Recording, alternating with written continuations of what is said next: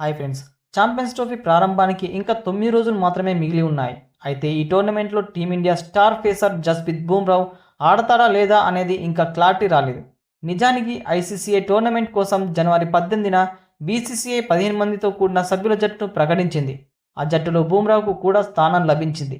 అయితే ఆస్ట్రేలియా పర్యటనలో చివరి మ్యాచ్లో గాయపడిన జస్ప్రీత్ బుమ్రాహ్ రికవరీపై ఇంకా ఎటువంటి సమాచారం రాలేదు. కానీ ఇప్పుడు బుమ్రాహ్ విషయంపై బీసీసీఐ 24 గంటల్లోపు తుది నిర్ణయం తీసుకోవాల్సి ఉంది. జస్ప్రీత్ బుమ్రాహ్ ఫిట్నెస్పై ఖచ్చితమైన నిర్ణయం కారణంగా ఫిబ్రవరి 11న ఛాంపియన్స్ ట్రోఫీలో అతడి భాగస్వామ్యంపై బీసీసీఐ తుది నిర్ణయం తీసుకోనుంది. ఎందుకంటే అన్ని బోర్డులు తమ తుది జట్టు జాబితాను ఐసీసీకి సమర్పించడానికి ఫిబ్రవరి 11 చివరి తేదీ. అందువల్ల అప్పటికి బుమ్రాహ్ ఫిట్నెస్ గురించి బీసీసీఐ ఖచ్చితమైన సమాచారాన్ని అందిస్తుంది. నిజానికి బుమ్రాహ్ ఇటీవల బెంగళూరులోని బీసీసీఐ సెంటర్ ఆఫ్ ఎక్సలెన్స్లో బ్యాక్ స్కాన్ చేయించుకున్నాడు. అందువల్ల బీసీసీఐ వైద్య సిబ్బంది త్వరలో బుమ్రాహ్ ఫిట్నెస్ నివేదికను సెలెక్టర్లు సమర్పిస్తారు. ఆ తర్వాత ఛాంపియన్స్ ట్రోఫీలో జస్ప్రీత్ బుమ్రాహ్ పాల్గొనడంపై నిర్ణయం తీసుకుంటారు.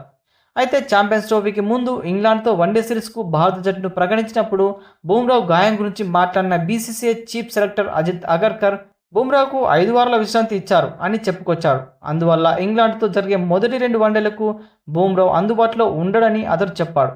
అయితే ఆ తర్వాత బీసీసీఐ బుమ్రాహ్ పేరును జాబితా నుంచి తొలగించింది. అప్పటి నుంచి బుమ్రాహ్ సమయానికి ఫిట్ అవుతాడా లేదా అనే టెన్షన్ అభిమానుల్లో పెరిగిపోయింది. ఇక ఛాంపియన్స్ ట్రోఫీలో భారత జట్టు పాకిస్తాన్, బంగ్లాదేశ్, న్యూజిలాండ్తో పాటు గ్రూప్ ఏలో ఉంది. టీమిండియా తన అన్ని మ్యాచ్లను దుబాయ్లో ఆడుతుంది. రోహిత్ జట్టు ఫిబ్రవరి 20న బంగ్లాదేశ్తో తొలి మ్యాచ్ ఆడనుంది. ఆ తర్వాత ఫిబ్రవరి 23న పాకిస్తాన్తో తలపడుతుంది.